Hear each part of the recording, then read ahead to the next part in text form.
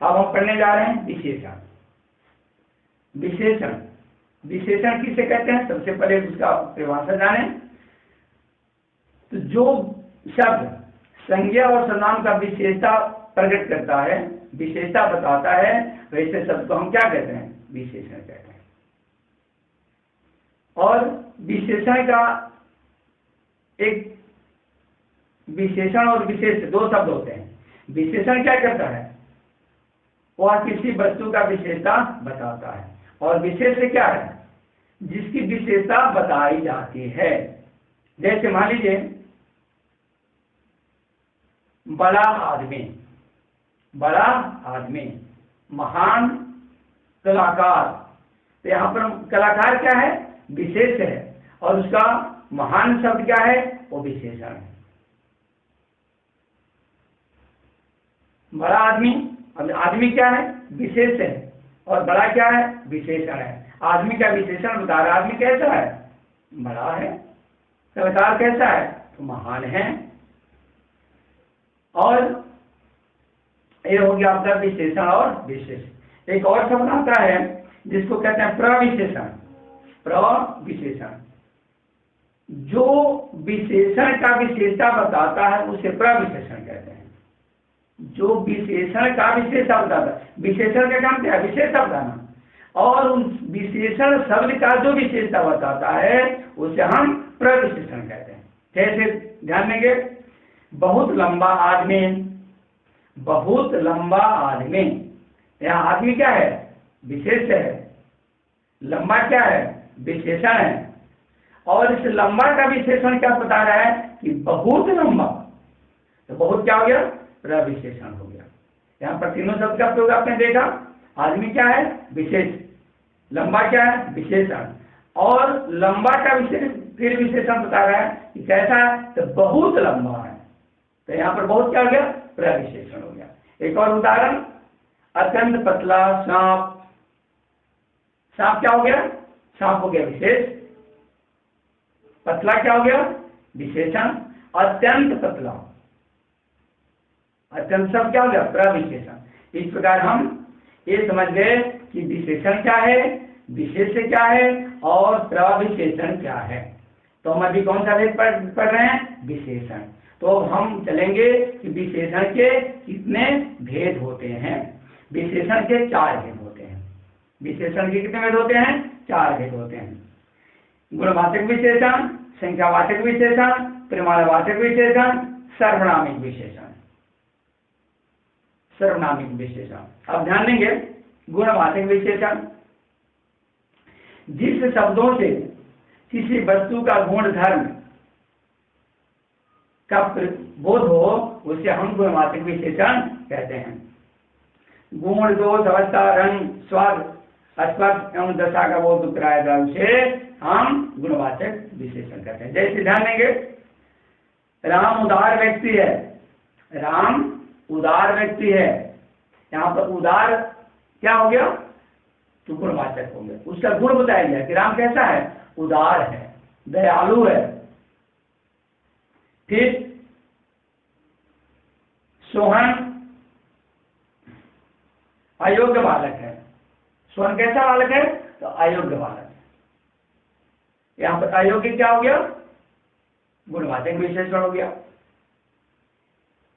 संख्यावाचक विशेषण जिससे किसी वस्तु का संख्या का बोध होता है उसे हम संख्यावाचक विशेषण कहते हैं। जैसे मान लीजिए 5 लीटर दूध, 4 मीटर कपड़ा। यहाँ पर कपड़ा का विशेषता क्या होता गया कि कपड़ा कितना है, 4 मीटर है, दूध कितना है, तो 5 लीटर है। इसको हम संख्या दर्शा रहे हैं, संख्या में बता रहे हैं। लेकिन फिर संख्या को हम 2 भागों में बांटते हैं, निश्चित संख्यावाचक विशेषण और निश्चित संख्यावाचक विशेषण। निश्चित संख्यावाचक विशेषण और निश्चित संख्यावाचक विशेषण, जिसका संख्या का निश्चय बोध होता है, निश्चितवाचक संख्या, और जिस संख्या का निश्चय बोध नहीं होता उसे अनिश्चयवाचक। ध्यान देंगे, जैसे 8 पुस्तकें, 10 बच्चे, 8 पुस्तकें, पुस्तकों की संख्या निश्चित है, कितने पुस्तकें? 8। बच्चे कितने हैं? 10। एक क्या हो गया?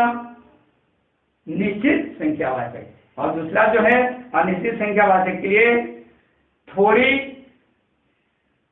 किताबें, ढेर सारे रुपए। अब थोड़ी किताबें हैं, 1 है, 2 है, उसका संख्या पता नहीं चल रहा है। ढेर सारे रुपए, अब रुपयों का संख्या का पता नहीं चल रहा है कि जब रुपया क्या है? काउंटेबल है, उसको हम गिनती कर सकते हैं, उसका एक दूसरा में गिनती कर सकते हैं, लेकिन यहाँ पर उसका संख्या का पता नहीं चल रहा है, इसलिए हम उसको क्या कहेंगे? अनिश्चित वाचक संख्या विशेषण। अब तीसरा है परिमाणवाचक विशेषण। परिमाणवाचक विशेषण, परिमाण, यहाँ पर आप थोड़ा देर के लिए कंफ्यूज हो सकते हैं। परिमाण और परिणाम दोनों में अंतर होता है। परिमाण जिसको हम माप तोल कर सकते हैं, और परिणाम का मतलब रिजल्ट होता है। तो परिमाणवाचक, परिमाणवाचक विशेषण, जैसे जिन विशेषण शब्दों से संज्ञा या सुनाम की माप तौल का बोध उन्हें परिमाणवाचक विशेषण कहते हैं। जैसे मान लीजिए रमेश 10 लीटर दूध लाया, रमेश 10 लीटर दूध लाया।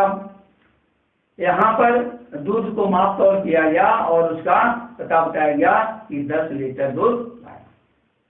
फिर ध्यान देंगे, मैं लोटा भर चाय पी गया, मैं लोटा भर चाय पी गया। अरे एक लोटा जो है उसमें चाय भरा गया, उसका माप नहीं हुआ कि कितना है, वो ½ लीटर चाय है, 1 लीटर चाय है, इसलिए हम वहां पर फिर हम परिमाणवाचक को 2 भेद करते हैं, निश्चितवाचक परिमाणवाचक संख्या और निश्चितवाचक परिमाण संख्या। जैसे संख्यावाचक को हमने 2 भागों में बांट दिया, निश्चितवाचक संख्या और अनिश्चितवाचक संख्या। वैसे ही परिमाणवाचक जो विशेषण का भेद है, इसके भी 2 होते हैं। एक होता है निश्चित परिमाणवाचक विशेषण और अनिश्चित परिमाणवाचक विशेषण। अब निश्चित परिमाणवाचक का हम देखते हैं। 10 किलो आटा, 1 टन गेहूं। 10 किलो आटा निश्चित है, 1 टन गेहूं निश्चित है। और हम देखते हैं अनिश्चित परिमाणवाचक, इतना पानी, थोड़े से चावल, थोड़ा दूध। यानी दूध का यहाँ पर पता नहीं चला कि कितना दूध है, कितना चावल है और कितना पानी है। हम उसको माप तौल कर सकते हैं, लेकिन मापा नहीं गया, इसलिए हम उसको कौन सा भेद में बताए? परिमाणवाचक का जो दूसरा भेद है अनिश्चित परिमाणवाचक विशेषण। और अंतिम भेद सर्वनामिक विशेषण, सार्वनामिक विशेषण। जब सब लोग जानते हैं कि संज्ञा के स्थान पर प्रयोग किए जाने वाले शब्द को हम सर्वनाम कहते हैं, लेकिन जिस वाक्य में संज्ञा भी हो और सर्वनाम भी हो, संज्ञा के पहले जिस सर्वनाम का प्रयोग करते हैं वैसे सर्वनाम को हम सर्वनामिक विशेषण कहते हैं। संज्ञा के पहले जिस सर्वनाम शब्द का प्रयोग किया जाता है वैसे शब्द को हम सर्वनामिक विशेषण कहते हैं। ध्यान देंगे, जैसे हमारा विद्यालय पटेल नगर में है। विद्यालय क्या है? संज्ञा है, लेकिन संज्ञा का प्रयोग होते हुए उस शब्द के पहले सर्वनाम शब्द आया, इसलिए ऐसे सर्वनाम को क्या कहते हैं? सर्वनामिक विशेषण। सर्वनाम होते हुए भी वह किसका प्रयोग किया गया? उस सर्वनाम को हम विशेषण में प्रयोग किए, इसलिए वैसे शब्द को सर्वनामिक विशेषण कहते हैं। यह किताब वहां से मिली है। किताब क्या है? संज्ञा है, लेकिन हम उस संज्ञा शब्द के पहले यहाँ एक सर्वनाम जो शब्द का प्रयोग किए हैं, ऐसे शब्द को हम सर्वनामिक विशेषण कहते हैं। तो ऐसे हमने पढ़ लिया कि विशेषण के भी 4 भेद होते हैं। कौन कौन विशेषण? गुणवाचक विशेषण, संख्यावाचक विशेषण, परिमाणवाचक विशेषण और अंतिम है सर्वनामिक विशेषण। तो विशेषण कितने भेद हो गए? विशेषण के 4 भेद हो गए। अब हम चौथा भेद पढ़ेंगे, पद का चौथा भेद, जिसको हम कहते हैं क्रिया। क्रिया किसे कहते हैं सबको मालूम है। क्रिया का प्रयोग हम तीनों कालों में करते हैं।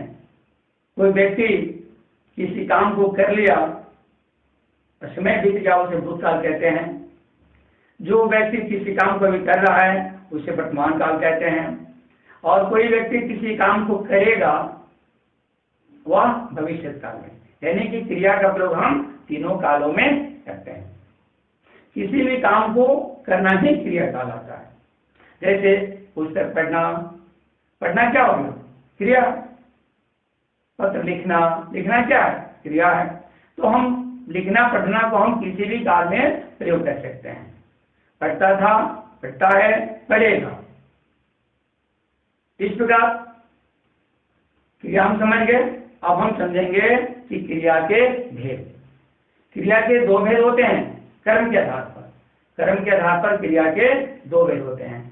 एक हो गया अकर्मक क्रिया, दूसरा हो गया सकर्मक क्रिया। अकर्मक क्रिया और सकर्मक क्रिया।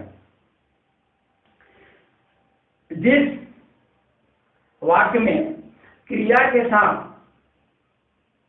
क्रिया ही अकर्मक होता है और क्रिया ही सकर्मक होता है, तो जिस वाक्य में क्रिया के साथ अगर कर्म का प्रयोग नहीं किया गया उस क्रिया को हम अकर्मक क्रिया कहते हैं, और जिस क्रिया के साथ कर्म का प्रयोग किया गया उसे हम सकर्मक क्रिया कहते हैं।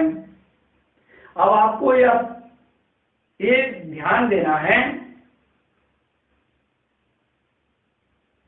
कि क्रिया को ही बताना है कि क्रिया सकर्मक है या अकर्मक। आप वाक्य में अगर देख रहे हैं कि क्रिया के साथ कर्म है, क्रिया के साथ कभी कभी कर्म नहीं होता है, फिर भी वह क्रिया सकर्मक होता है। जैसे मान लीजिए राम पढ़ता है, राम पढ़ता है, तो पढ़ना क्रिया पूछा जाए कि पढ़ना क्रिया अकर्मक है या सकर्मक, तो आप क्या बताएंगे? जबकि यहाँ पर केवल लिखा गया राम पढ़ता है, आपके यहाँ सामने वाक्य में कर्म नहीं है, केवल कर्ता और क्रिया है, फिर आप क्या बताएंगे? तो पढ़ना क्रिया आप अगर कहेंगे कि सर यहाँ पर इस वाक्य में कर्म नहीं है तो क्रिया क्या हो गया? अकर्मक। एक गलत हो जाएगा। यहाँ पर हम कर्म का प्रयोग 2 शब्दों से करते हैं। प्रश्न करेंगे, अगर क्रिया के साथ उत्तर मिलता है तो सकर्मक क्रिया, अगर क्रिया के साथ उत्तर नहीं मिलता है अकर्मक क्रिया। जैसे मान लीजिए राम पढ़ता है, राम क्या पढ़ता है? राम क्या पढ़ता है? तो राम पुस्तक पढ़ता है, आंसर मिलेगा ना जी, उत्तर मिलेगा ना। तो यहाँ पर पढ़ना क्रिया क्या हो गया? सकर्मक। अब आप बताइए, राम हंसता है, राम क्या हंसता है? यहाँ पर हंसना क्रिया क्या है? अकर्मक। यानी जिस वाक्य में आप कर्म को पहचान करने के लिए क्या और किसको से आप प्रश्न करें, क्या और किसको से प्रश्न करेंगे, अगर उसका उत्तर मिलता है तो आप समझेंगे कि यहाँ का जो क्रिया है सकर्मक है, अगर उत्तर नहीं मिलता है तो आप क्या समझेंगे? क्रिया अकर्मक। जैसे आपके पुस्तक में भी लिखा हुआ है, बच्चा हंसता है, बच्चा क्या हंसता है? गीता दौड़ती है, गीता क्या दौड़ती है? यानी इसका आंसर नहीं मिल रहा है तो दौड़ना क्रिया क्या हो गया? अकर्मक हो गया। हंसना क्रिया क्या हो गया? अकर्मक हो गया। तो ऐसे क्रम के आधार पर क्रिया के 2 भेद बताए गए, एक अकर्मक क्रिया, दूसरा सकर्मक क्रिया। अब आइए फिर हम देखते हैं सकर्मक क्रिया के बारे में। जिस क्रिया से होने वाले व्यापार का फल कर्ता को छोड़कर कर्म पर पड़ता है उसे हम सकर्मक क्रिया कहते हैं। अभी आपको बताया गया है ना कि क्रिया कर्म का पहचान कैसे करेंगे? राम पुस्तक, रमा पुस्तक पढ़ती है या राम पुस्तक पढ़ता है। यहाँ पर यह देखना है कि क्रिया सकर्मक है या अकर्मक। यहाँ पर पुस्तक आपके सामने आ गया, अगर पुस्तक नहीं भी सामने है तो वह क्रिया सकर्मक की है। सकर्मक क्रिया दो प्रकार की होती है। कभी कभी हम देखते हैं कि किसी वाक्य में एक ही कर्म होता है, एक ही कर्म होता है, उसे कर्म क्रिया कहते हैं। और जिस वाक्य में दो कर्म का प्रयोग होता है उसे द्विकर्म क्रिया कहते हैं। ठीक है, अब हम आगे बढ़ रहे हैं। क्रिया के और सब भेद बताए गए हैं, जैसे प्रेरणार्थक क्रिया। प्रेरणार्थक क्रिया जिससे किसी काम को प्रेरणा मिलती है उसे हम क्या कहते हैं? प्रेरणार्थक क्रिया कहते हैं। और एक हो गया सहायक क्रिया। अब थोड़ा हम प्रेरणार्थक क्रिया को भी देख लें। जैसे माता रमा से पत्र लिखवाती है। यहाँ पर माता जी जो हैं स्वयं पत्र नहीं लिख रही हैं, वे किसी व्यक्ति से पत्र लिखवा रही हैं। यहाँ पर इसको प्रेरणार्थक क्रिया कहते हैं। फिर देखेंगे दूसरा एग्जाम्पल है, मालिक से पौधों को सिंचवाता है। मालिक जो है स्वयं पौधों को सिंच नहीं रहा, क्या कर रहा है? मालिक जो है किसी दूसरे व्यक्ति से यानी मालिक से क्या कर रहा है? वो पौधों को सिंचवा रहा है। इसे क्या कहते हैं? प्रेरणार्थक क्रिया। और अंतिम जो है सहायक क्रिया। कहता है कि वाक्यों में क्रिया कभी तो एक शब्द की होती है तो कभी एक से अधिक शब्दों की। हम देखते हैं कि कभी कभी वाक्य में क्रिया मुख्य क्रिया के साथ अगर सहायक क्रिया ना हो तो वह क्रिया निरर्थक हो जाती है।